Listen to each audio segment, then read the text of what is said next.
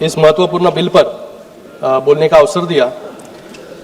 आज देश के करोड़ों युवाओं के भविष्य, उनकी आशाओं और उनकी मेहनत को सम्मान देने वाले अत्यंत महत्वपूर्ण ऐतिहासिक bill the public examination prevention of unfair means amendment bill 2026 पर बोलने का मुझे अवसर दिया, उसके लिए मैं बहुत बहुत धन्यवाद अदा करता हूँ। आज मैं अपने भाषण की शुरुआत उन 21 युवाओं को श्रद्धांजलि देते हुए करना चाहता हूँ जिन्होंने पेपर लीक से हताश होकर आत्महत्या कर ली। आज मैं यहाँ पर सिर्फ अपनी पार्टी की ओर से नहीं बल्कि करोड़ों छात्रों की उम्मीद और उनके लिए यहाँ पर खड़ा हूँ जो रात दिन एक करके एंट्रेंस एग्जाम की तैयारी करते हैं। मैं उस माँ के लिए यहाँ पर खड़ा हूँ जिस माँ ने अपने बेटी की पढ़ाई के लिए अपने गहने तक बेच दिए। मैं उस पिता के लिए खड़ा हूँ जिसने साहूकार से भारी कर्जा लिए ताकि उसका बेटा उसकी बेटी आगे जाकर इस नीट की एग्जाम हो या अलग कोई एग्जाम हो, डॉक्टर बने, इंजीनियर बने, अफसर बनेगा और अपनी परिवार को गरीबी से बाहर निकालेगा। महोदय, मैं सिर्फ एक जनप्रतिनिधि नहीं हूं, मैं एक डॉक्टर भी हूं। यहां पर नीट की तैयारी करने के लिए कितनी जद्दोजहद, संघर्ष बच्चों को करना पड़ता है, उसके बाद वो नीट की एग्जाम जो है पास होते हैं। नीट की एग्जाम पास होने के बाद डॉक्टर बनने के लिए भी 10-10 साल, 12-12 साल उनको पढ़ाई करनी पड़ती है। तो ये संघर्ष से जो है एक व्यक्ति यहां पर डॉक्टर बनता है, इंजीनियर बनता है। जब पेपर लीक होता है महोदय, तो सिर्फ एक छात्र का सपना नहीं टूटता, उसके पूरे परिवार की हिम्मत टूटती है। आज इसी व्यवस्था का पक्का इलाज का काम इस ऐतिहासिक बिल के माध्यम से यहां पर होने जा रहा है। अध्यक्ष महोदय, मैं यहां पर प्रधानमंत्री जी का धन्यवाद व्यक्त करूंगा कि आज यहां पर एक शक्तिशाली बिल लाने का काम सरकार के माध्यम से हुआ है। मैं महाराष्ट्र से आता हूं और वहां के इतिहास, साहित्य और संस्कृति में शिक्षा और न्याय का वास है। महोदय, महाराष्ट्र वो पुण्यभूमि है जिसने पूरे देश को शिक्षा का मार्ग दिखाया। महात्मा ज्योतिराव फुले हो या क्रांति ज्योति सावित्रीबाई फुले हो, जिन्होंने समाज के तानों पत्थरों के बीच मार खाकर वंचितों के लिए और लड़कियों के लिए पहला स्वदेशी विद्यालय शुरू किया। राजश्री छत्रपति शाहू महाराज ने कोल्हापुर में मुफ्त और अनिवार्य प्राथमिक शिक्षा लागू कर देश के सामने एक बड़ा आदर्श खड़ा किया। मैं उस महाराष्ट्र से आता हूं जहां पर डॉक्टर बाबा साहेब अम्बेडकर जी ने हमें मूल मंत्र दिया था, शिक्षित बनो, संगठित रहो और संघर्ष करो। बाबा साहब ने हमें सिखाया कि अन्याय के खिलाफ लड़ना हमारा लोकतांत्रिक अधिकार है। आज जो युवा अपने भविष्य के लिए संघर्ष कर रहे हैं, मैं उनसे कहना चाहता हूं कि शांतिपूर्वक तरीके से अपने हक की मांग करना और अपनी आवाज उठाना हमारी महान संस्कृति का हिस्सा रहा है। हमारी सरकार आपके इस संघर्ष में पूरे ताकत के साथ आपके साथ में खड़ी है। हम युवाओं के इस आक्रोश का केवल आंदोलन नहीं मानते, बल्कि शिक्षा व्यवस्था में एक ऐतिहासिक बदलाव का अवसर मानते हैं। यह केवल एक विरोध नहीं है, बल्कि एक सुरक्षित और पारदर्शी व्यवस्था के निर्माण की शुरुआत है। आज मैं इस सदन के माध्यम से अपने देश के हर एक युवा को बहुत ही भावनिक अपील यहां पर करना चाहूंगा कि कोई भी एक परीक्षा जो है आपकी जिंदगी यहां पर तय नहीं कर सकता। कोई एग्जाम में आप फेल हो जाए तो आप जो यहां पर आत्महत्या जो करते हैं, मुझे लगता है उसके पहले अपने परिवार के बारे में, अपने देश के बारे में भी आपको सोचना बहुत जरूरी है। युवाओं को मुझे लगता है छत्रपति शिवाजी महाराज जी से प्रेरणा लेनी चाहिए, जिन्होंने महज 16 साल की उम्र में, जब महाराष्ट्र में, पूरे देश में मुगल का साम्राज्य था, वहां पर सिर्फ 16 साल की उम्र में उन्होंने तोरना किला जीतकर स्वराज्य की पहली नींव रखने का काम महाराष्ट्र से किया। उसके बाद पूरे अटक से कटक तक मराठा साम्राज्य को स्थापित करने का काम किया। मुझे आज यहाँ पर विक्रम बत्रा और मनोज पांडे जी की भी याद आती है। 2 दिन पहले ही हमने कारगिल विजय दिवस यहाँ पर मनाया। उन्होंने महज 23-24 साल की उम्र में देश के लिए अपने प्राणों की आहुति दी। मुझे लगता है कि युवाओं को इन सभी से प्रेरणा लेना बहुत जरूरी है। मैं आपको विश्वास दिलाता हूं कि हमारे प्रधानमंत्री नरेंद्र मोदी जी और पूरी सरकार आपके साथ ताकत के साथ खड़ी है। पेपर लीक की घटनाओं के तुरंत बाद हमारी सरकार ने रिकॉर्ड समय में ऐसे कड़े कानून बनाए, निर्णय लिए कि जिससे आने वाले समय में पेपर लीक जैसी घटनाएं न हो। हमने सिर्फ निंदा नहीं की बल्कि सिस्टम की सफाई की। सीबीआई ने तुरंत एक्शन लिया। दिल्ली से लेकर पुणे तक 14 एक्यूज को जेल में डालने का काम किया। एनटीए में 47 अधिकारियों को टर्मिनेट करने का काम किया। इसे कहते हैं नैतिकता, और नैतिकता है इस सरकार में। इसलिए हमारे शिक्षा मंत्री धर्मेंद्र प्रधान जी ने इस्तीफा ताकीद दिया। खुद ने आपके वजह से नहीं दिया, आपके वजह से नहीं दिया। पेपर लीक खुद की जिम्मेदारी ली और उस जिम्मेदारी का निर्वहन करने का काम जो है सरकार के माध्यम से आज यहां पर हो रहा है। पेपर लीक एक्यूज को जल्द से जल्द सजा दिलाने के लिए फास्ट ट्रैक कोर्ट बनाया गया। आज इस ऐतिहासिक बिल के जरिए हम शिक्षा माफियों को सिर्फ जेल की सलाखों के पीछे नहीं बल्कि उनको कठोर आर्थिक जुर्माना लगाने का काम भी यहां पर हम लोग कर रहे हैं। हमारा लक्ष्य सिर्फ अपराधियों को पकड़ना नहीं है बल्कि बच्चों का कीमती साल बचाना भी है। बिना समय बर्बाद किए नीट का पेपर लीक होने के बाद 37 दिनों में नीट का री एग्जामिनेशन किया गया। 25 दिनों में रिजल्ट जो है यहां पर घोषित किया गया, जिससे छात्र का एक भी साल जो है बर्बाद न हो। ऐसे कड़े कदम जो है सरकार ने यहां पर लिए। माननीय प्रधानमंत्री जी ने भी सोशल मीडिया के माध्यम से सीधे जो है युवाओं से बात करने का काम यहां पर किया, और उन्होंने कहा कि आने वाले समय में एक ऐसा टास्क फोर्स बनेगा। नंदन नीलेकनी जी के अध्यक्ष में एक कमेटी बनाई जाएगी, एक टास्क फोर्स बनाया जाएगा, जिससे आने वाले समय में कभी भी नीट के परीक्षा में या कोई और परीक्षा में, कोई भी परीक्षा में पेपर लीक ना हो। आने वाले समय में ये सब हम कर रहे हैं, लेकिन मुझे लगता है हम सभी को, यहां पर बैठे सभी लोगों को सोचना जरूरी है कि आज युवाओं के मन में क्या चल रहा है, उनकी क्या पीड़ा है। आज यहां पर हम नीट की बात कर रहे हैं। मुझे लगता है शिक्षा व्यवस्था में भी सुधार की बहुत जरूरत है। ये नीट जो परीक्षा है, ये नीट के सिस्टम क्या है? ये नीट एक परीक्षा है, एक दिन और एक मौका हम हमारे युवाओं को यहां पर देते हैं। एनटीए एजेंसी जो है, ये सेंटर कहां होगा, कौन से डेट पर नीट होगी, ये सब डिसाइड करने का काम जो है एजेंसी के माध्यम से यहां पर किया जाता है। लेकिन मुझे यहां पर कहना है कि छात्रों की सालों की तपस्या, उनके परिवारों की उम्मीदें और उनका पूरा भविष्य सिर्फ 3 घंटे में और उस 3 घंटे में और उस एक दिन में हम कैसे तय कर सकते हैं। मुझे लगता है कि इस नीट की परीक्षा जिस प्रकार से होती है या और कोई परीक्षा होती है, क्योंकि अगर उस दिन वो छात्र 2 साल उसने मेहनत की, पढ़ाई की, उस एक दिन पर वो छात्र जो है बीमार हो गया, उसके घर में जो है कोई बीमार हो गया, घर में कोई चल बसा, या वो कोई दूर दराज गांव में रहता है, वहां पर बाढ़ आ गई, लेकिन उस एक दिन उधर वहां पर आकर उसने अगर परीक्षा नहीं दी तो उसका पूरा एक साल जो है वहां पर बर्बाद होता है। तो मुझे आपसे भी कहना है यहाँ पर कि हमको ये सिस्टम को बदलना जरूरी है। हम यहाँ पर जो है क्यों डिसाइड कर रहे हैं कि एक ही साल, वो साल में एक ही बार क्यों परीक्षा दें। बाकी अगर हम देशों में देखेंगे तो उस देशों में जो है परीक्षा कई बार आप दे सकते हो, साल में कई बार, जीमैट हो, जीआरई हो।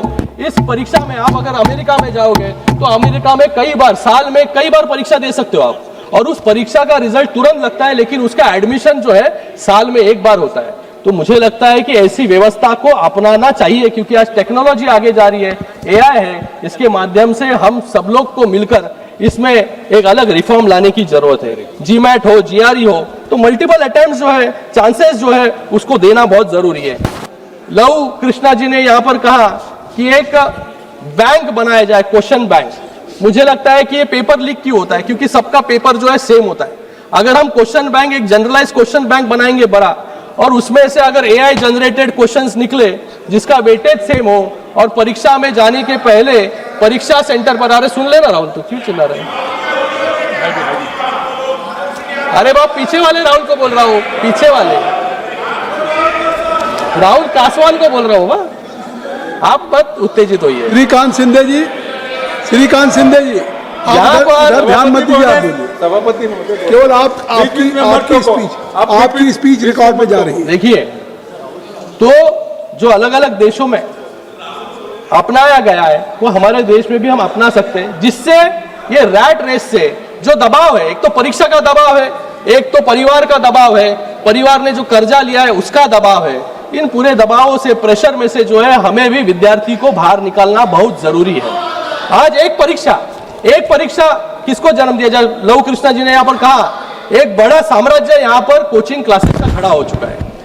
50,000 करोड़ का ये एक इंडस्ट्री बन चुकी है। 2030 तक ये 1 लाख करोड़ की इंडस्ट्री बन जाएगी। जो कोचिंग क्लासेस शिक्षा जैसा पवित्र दान करने के लिए यहाँ पर खुले, आज वो आईपीओ बनाने जा रहे हैं। तो मुझे लगता है कि सिस्टम को, सरकार को भी सोचना बहुत जरूरी है कि इन कोचिंग क्लासेस को किस तरीके से रेगुलेट किया जाए और इसके ऊपर किस प्रकार से, क्योंकि 3 लाख 5 लाख ऐसे जो है यहाँ पर फीस जो है आकारी जाती है और इस फीस के लिए जो है लोन लिया जाता है। तो मुझे लगता है कि सरकार ने भी इसके बारे में सोचना बहुत जरूरी है। आज हमारे महाराष्ट्र में जब शिंदे साहब मुख्यमंत्री थे, तब हमने EWS, SCBC, OBC जिसकी आय 8 लाख से कम है, ऐसी बेटियों के लिए जो है शिक्षा पूरी तरीके से मुफ्त जो है वहां पर जो है करने का काम वहां पर किया। इसके बारे में भी हम यहाँ पर सोच सकते हैं।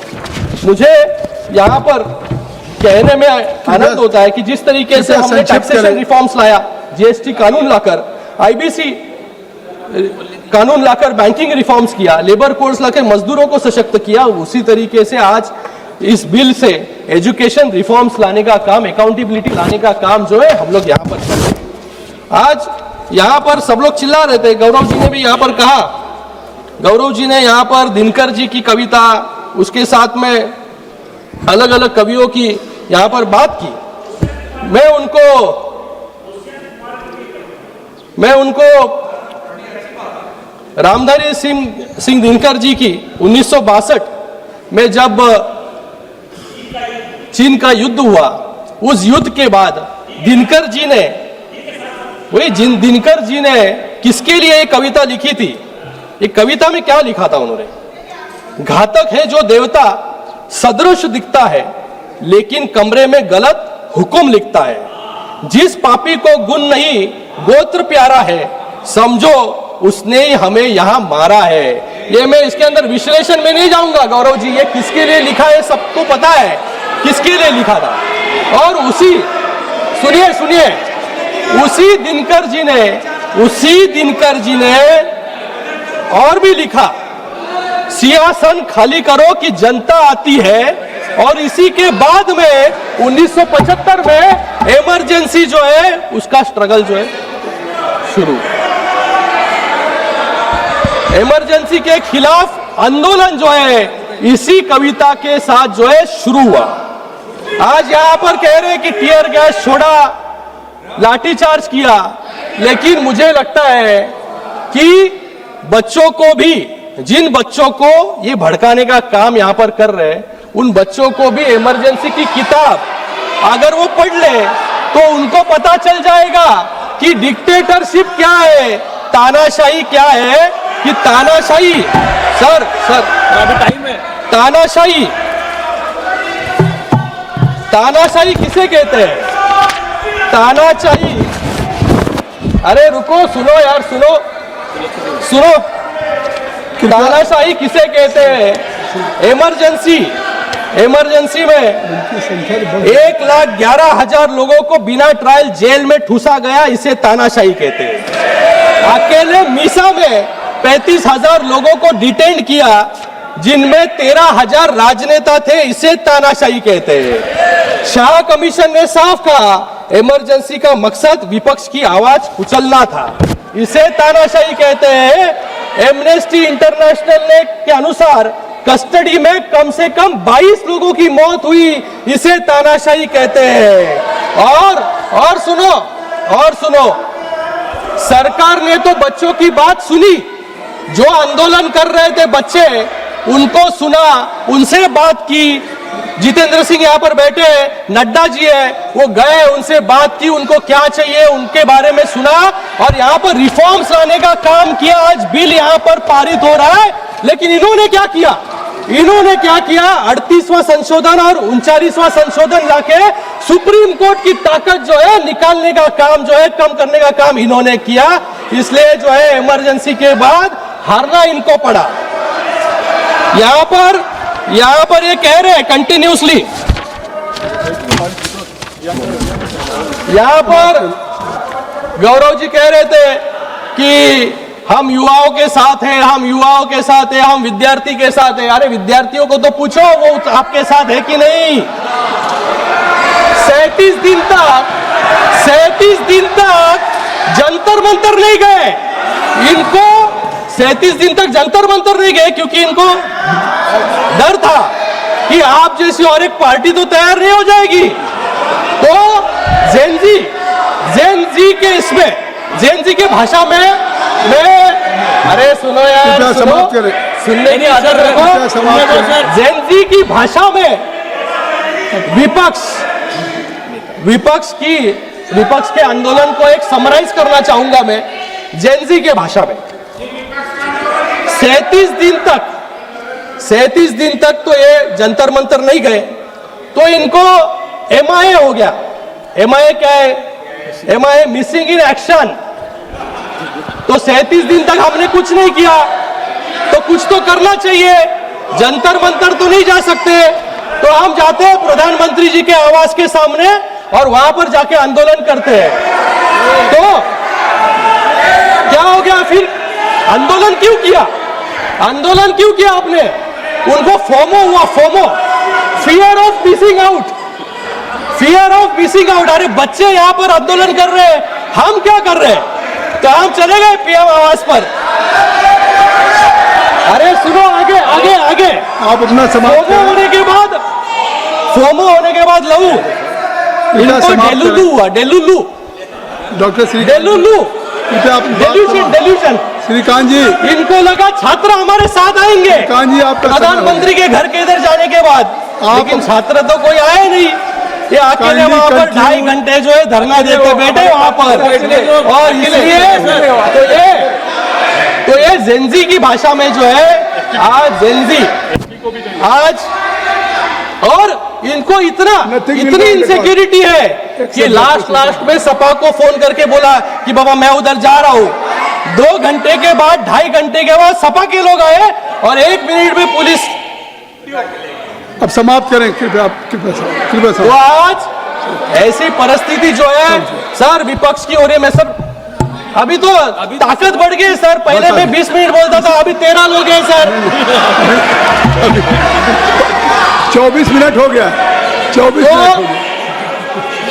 ये जो सरकार, ये जो ऑपोजिशन है, ये ऑपोजिशन को लग रहा था कि ये पूरा आंदोलन जो है, इस आंदोलन में एंटी सोशल एलिमेंट्स जो है डाल के एक लॉ एंड ऑर्डर सिचुएशन खड़ा कर दिया जाए।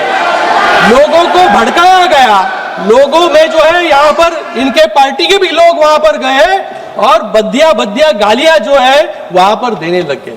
हमारा देश का युवा जो है ये बदिया गाली नहीं देगा, लेकिन आज वहां पर दी गई। ये कहते हैं डिक्टेटरशिप, तानाशाही। अगर डिक्टेटरशिप, तानाशाही होती तो यहाँ पर जो रील बनाए प्राइम मिनिस्टर महोदय के विरोध में, यहाँ पर गालियां दी उनको, उनके मां के ऊपर गालियां दी, CRPF को गाली दी, सेना को गाली दी, पुलिस को गाली दी। अगर डिक्टेटरशिप नहीं होती यहाँ पर तो ये गाली देने की हिम्मत कोई करता नहीं। आज यहाँ पर जो है डेमोक्रेसी है, इसलिए हमने स्टूडेंट के साथ बात की, स्टूडेंट्स को बुलाया, उनके बारे में उनको क्या चाहिए ये सुना, और आज तो उनके ऊपर के मुकदमे भी हमने वापस ले लिए। इसे डेमोक्रेसी कहते हैं। डेमोक्रेसी को कुचलने का काम जो है इमरजेंसी के वक्त हुआ। तो इसलिए मैं आज यहाँ पर इस बिल का पूरी ताकत के साथ समर्थन करता हूँ, और थोड़ी बुद्धि जो है इनको आ जाए इसके बारे में भी भगवान से प्रार्थना करता हूँ। धन्यवाद। जय हिंद। श्रीमती प्रियंका गांधी।